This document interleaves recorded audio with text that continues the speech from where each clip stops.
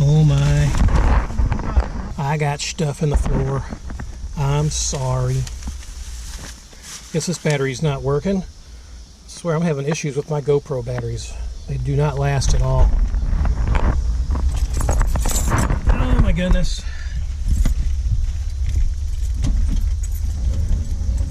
Yeah, it's sprinkling out. You better get in here there, girl. I think it stopped. Ooh, it's warm in here. Yes, It's up to 94 degrees. Let's see if my other GoPro is working here. Let's turn it on. Yeah, we got the power in that. Okay, yeah, it's been a minute. Been working at another office for a while, pretty much all week long. Now that's done. Yeah. I'm going back to my regular, well, my semi-regular routine, but that may change as well. I don't know. We'll see. But anywho, yeah, we're going to go shopping at, where, Dollar Tree? Mm-hmm. Anywhere else? Dollar Tree. No, unless you needed to go to Walmart for something, which I don't think we do. No, we went to Walmart, and I've been eating out of Burger King. I know I've been bad every day because I pass right by it. I'm like, hey, we got all these coupons. Look, buy one, get one free. He's sabotaging me, sis. Yeah, so I've not been able to, have any good cooking here lately, but that's going to change because I won't be passing by BK probably for quite a while. Yeah, tomorrow I'm going to make shrimp Alfredo. Yeah. Because he's been eating beef. Yeah. Sorry, sub, I got Lifesavers. Oh my. He's been eating beef for 2 solid weeks. Beef. Whoppers. That's too much beef, subs. Us men, we love our beef. Yes, you do. Yeah. But anyway, in other news, as the showers are starting here, y'all that followed my channel here recently, Tommy, he's been a part of it off and on, whether it's been scrap runs, or just out and around, his shit stories. Some of y'all love those. This morning he lost his grandmother. She was 93. And behind the scenes, Karen's been helping out, helping take care of her and stuff for off and on, a couple months? Huh? You've been helping Tommy's grandmother. No, it was just a few days. Well, before that, you're going for the hospice and checking out, not hospice, the... Oh, we were going to different assisted living places. Yeah, assisted living. And I was asking questions and helping him, know what to look for and stuff like that, know. But, he did pretty good. After, I showed him, what the questions to ask and what to look for, and stuff like that. I mean, he did it on his own after that. Mm-hmm. Yeah, and she was 93. I know that's tough. Yeah, he had actually lost his mother, I think a couple months after I lost my first wife. And so he's went through a hard time because, basically, the 2 people he was closest to are no longer here now. And so he's going to be, going through a time for a while. So, I know that's tough for him because it's really only been a little over 2 years between the 2 passings. So, but yeah, y'all think of him, and hopefully we'll get back with him sometime soon. Maybe do some more videos and maybe some more stories because his stories are hilarious. Some of y'all really seem to enjoy them. I love them. Yeah, that's some funny shit. I laugh so hard I have a headache. That doesn't happen very often, but yeah. So anyway, just wanted to make a quick mention of that. So it's a tough thing that he's going through right now. He's going to be probably dealing with a good bit for a while. So we might hear from him. Yeah, he just needs time and space. Yeah. When he's ready to come back out, he will. Yeah. I mean, everybody grieves different. Mm-hmm. Some people are more outgoing, some people withdraw, some people dive into their work, Yeah. Everybody deals with grief different, and he deals with, he needs to be alone, which I don't blame him. Mm-hmm. I don't blame, 'cause that's what I did. I needed to be alone, when my mom passed away. Yeah. Because I I looked after her for 4 years. And, when she passed, I had to move back home. Mm. I had to give up, everything, and I had to come back home to help her, and I did for 4 years. And my room, I just took my old room back, which was right next to hers. And it was hard, when she passed away, because I had to go past her room. And I didn't shut the door, though. I left the door open. I left her room. I took care of it. I cleaned it, vacuumed, dusted, changed the bed, just in case, I would have, guests or family want to come over. They figured I needed, to be with somebody, which I didn't. But I had a cousin that came over and spent the night, something like that. But that's what I did. I took 2 weeks off, and then I went back to work. Because there were some things that needed to be done, what everybody has to do, have the bills turned over, I had to go to the bank and had that taken care of, file taxes, blah, blah, blah. It was something to do to keep your mind off of it. But when you come home, it's never the same. It's different. Yeah, it's the same with me. I'm still living in the same house. There's 16 years of memories. And coming home, surrounded by everything, and of course packing stuff up. I made some videos here and there of what I was going through, but it was not easy at all. Probably the most difficult thing I've ever had to go through, by far. I've lost grandparents. I still have both my parents. They're in their early 70s and still traveling, doing stuff every day and all that. But it's just one of those things.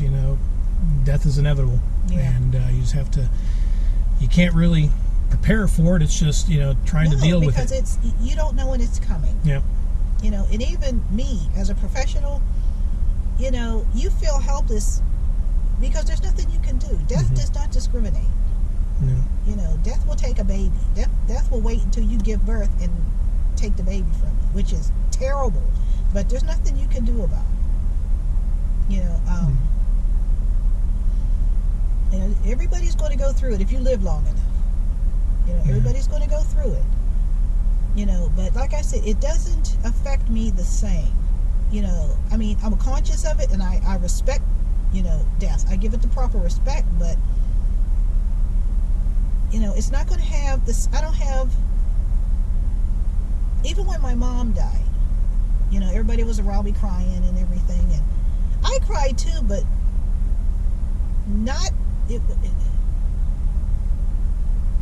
didn't have the same connotation. I guess because I'm so used to, and I was expecting it, this last time.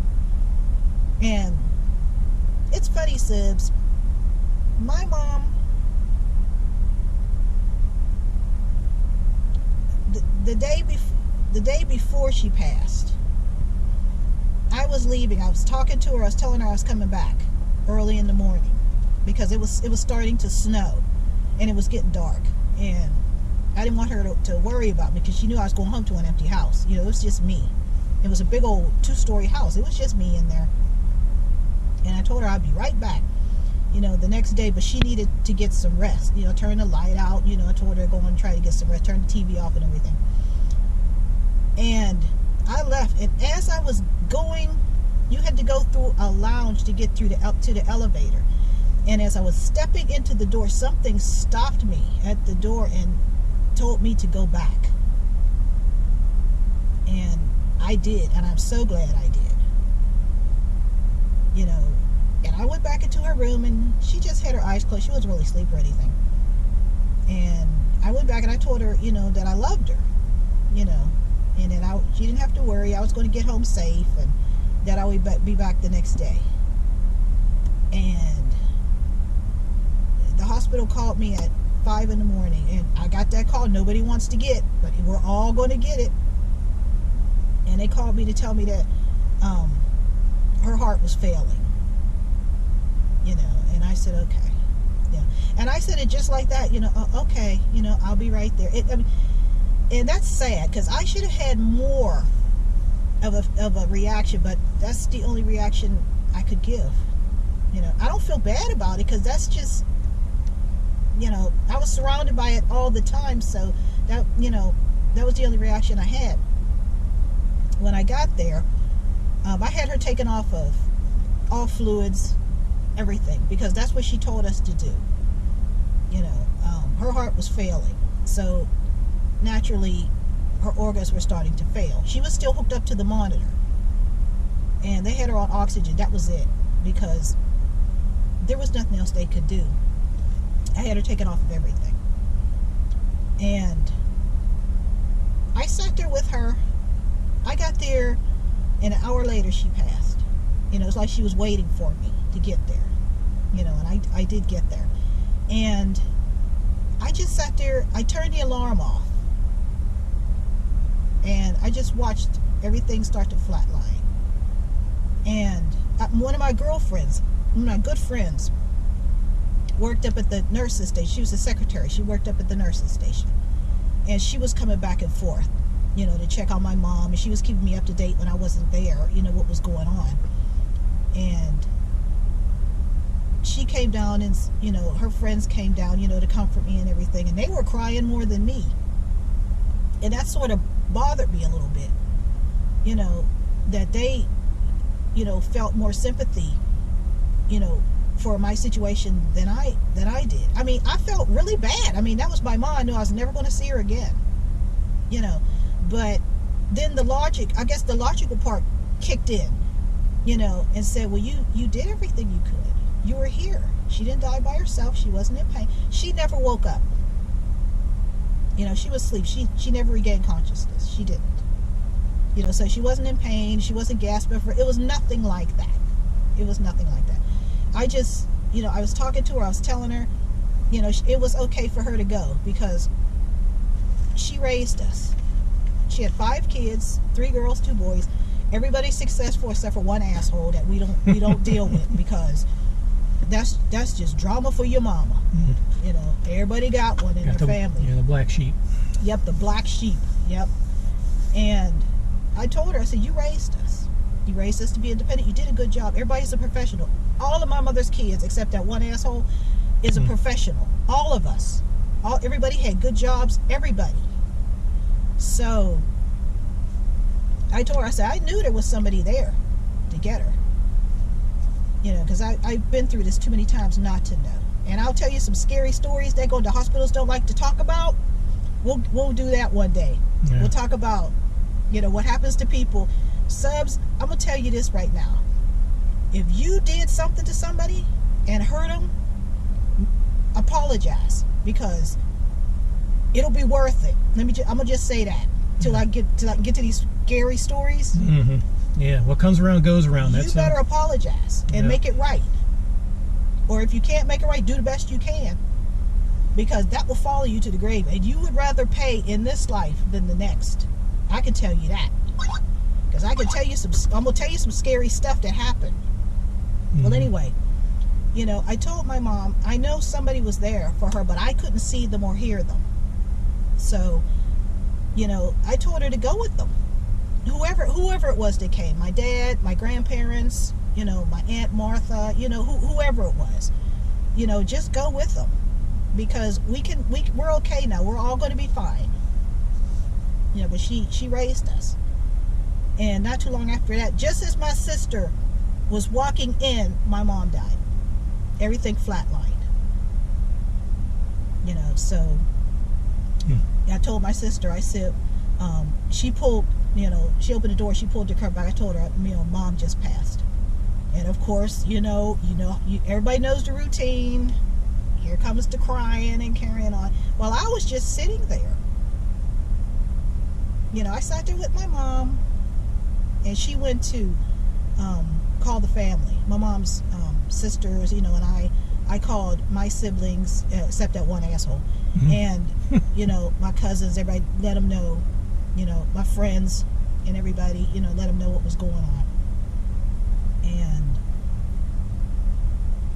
I mean, to plan your parents' funeral is one of the hardest things ever, Sibs, because you know this is final now. You know, you're never going to see them again, ever. You know, and that's a terrible feeling. I mean, I'm not saying I don't have emotions towards death. I do. I give death the utmost respect.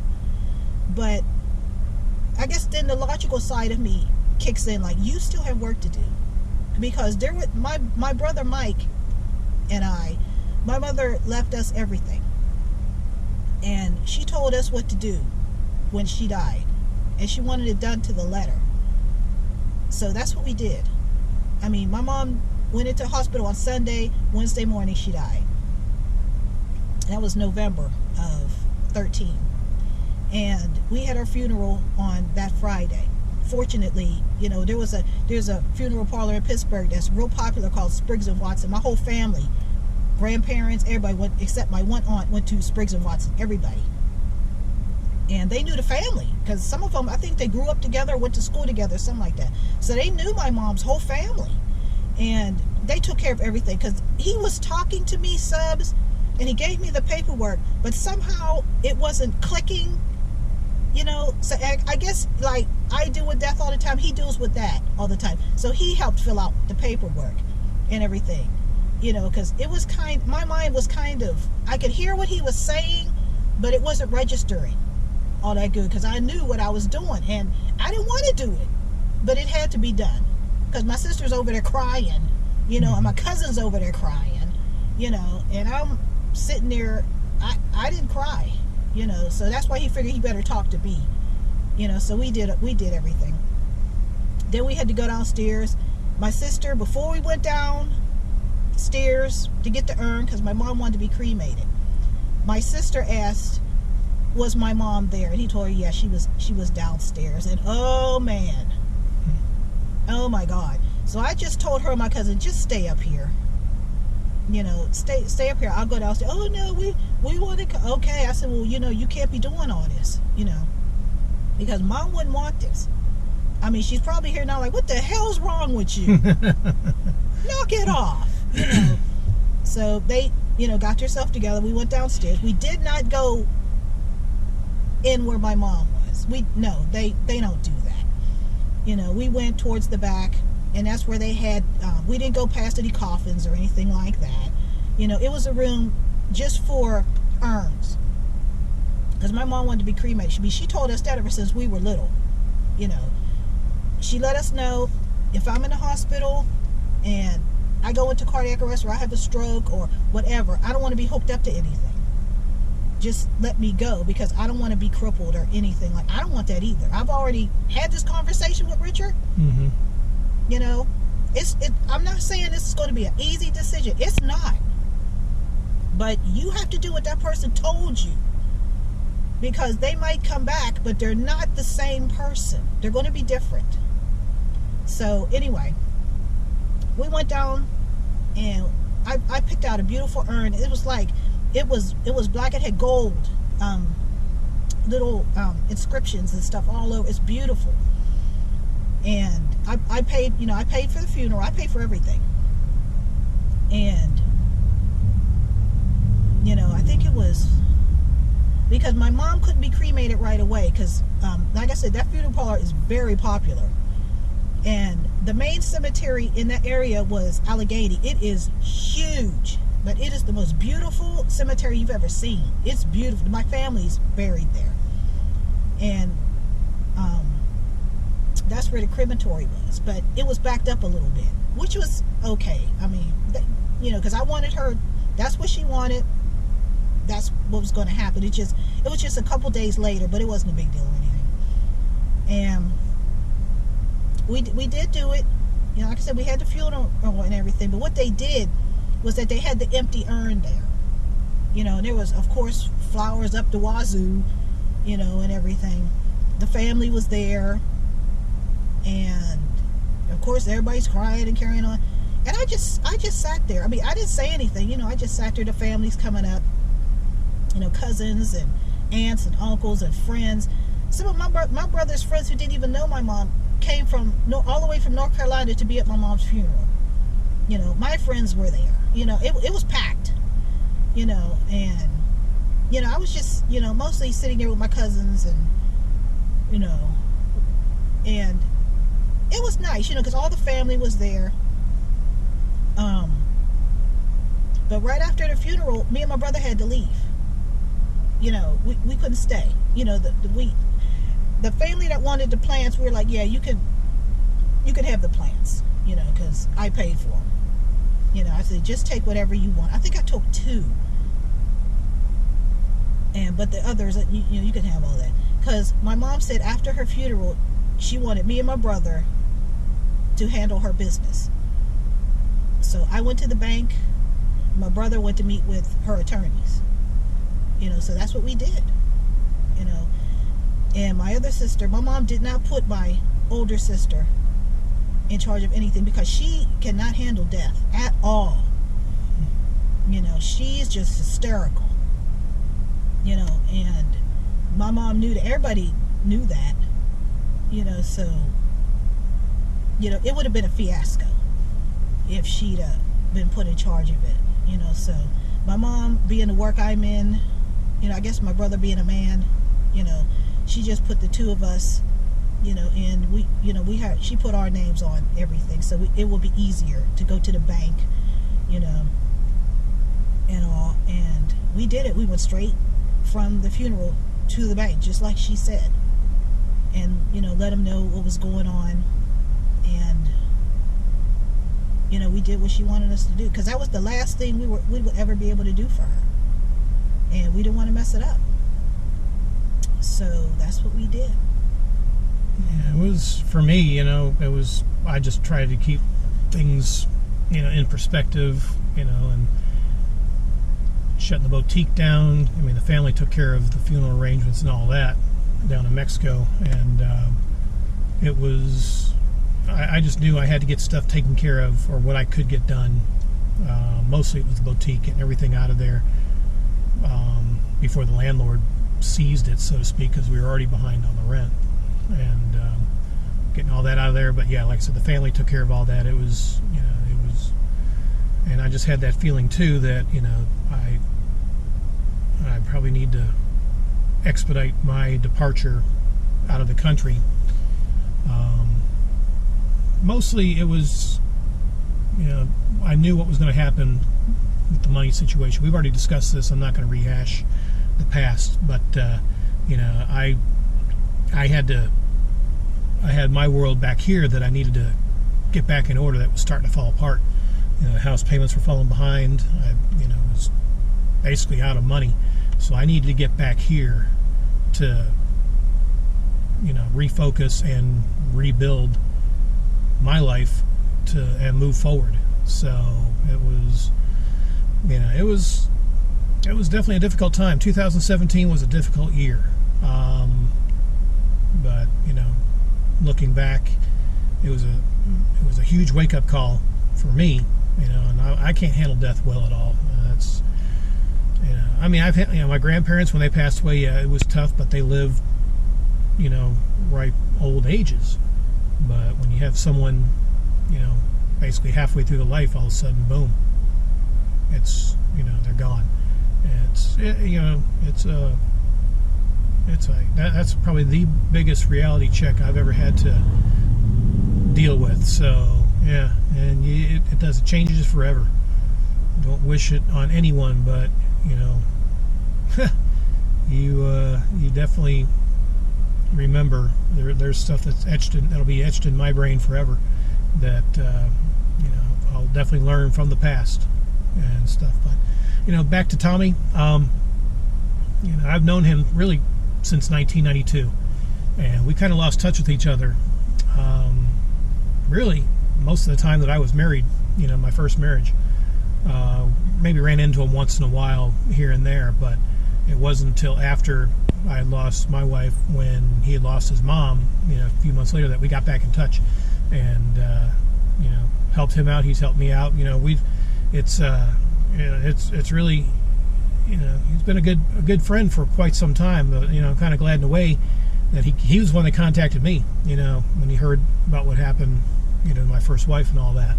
So, what he's going through now, he went through over 2 years ago, and it's gonna be a while before we hear from him, probably.